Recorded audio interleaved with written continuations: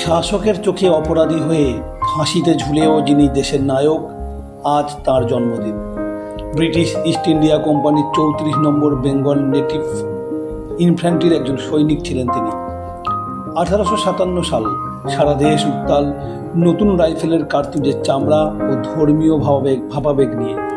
29 March ব্যারাকপুরে প্রথম যে সৈনিক বিদ্রোহ করেন, সেই মঙ্গল পাণ্ডের আজ জন্মদিন।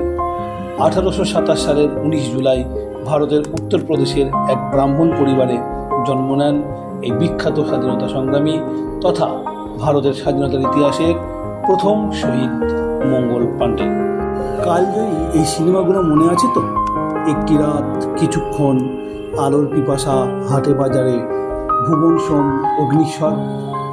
যার হাত একসাথে বাগ বানিয়েছিল স্টেথোস্কোপ ও কলম, তিনি সাহিত্যের বনফুল।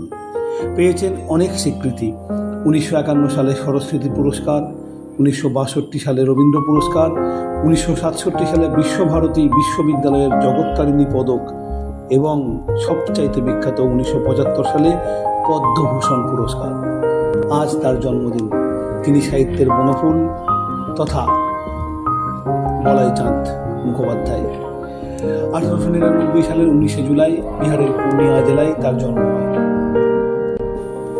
ধনধান্য পুষ্প ভরা আমাদের এই বসুন্ধরা, এই গানটির মধ্য দিয়েই বোধহয় আমাদের সবার জাতীয়তাবোধের সূচনা হয়। সেই গানের গীতিকার তথা বাংলা ভাষার অমর নাট্যকার দ্বিজেন্দ্রলাল রায়ের আজ জন্মদিন।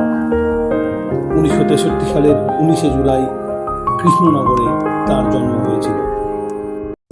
একদিকে স্বাধীনতার প্রথম অগ্নিস্ফুলিঙ্গ মঙ্গল পাণ্ডে, অন্যদিকে সুর ও নাটকের জাদুকর DL রায় আর শব্দের কারিগর বনফুল।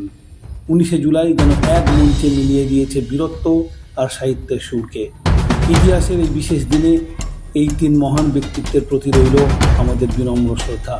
এরকম আরও প্রতিদিনের ইতিহাস জানতে আমাদের সঙ্গে থাকুন এবং সপ্তাহের শেষে কুইজে অংশগ্রহণ করুন। সকলকে অসংখ্য ধন্যবাদ। ভালো থাকবেন।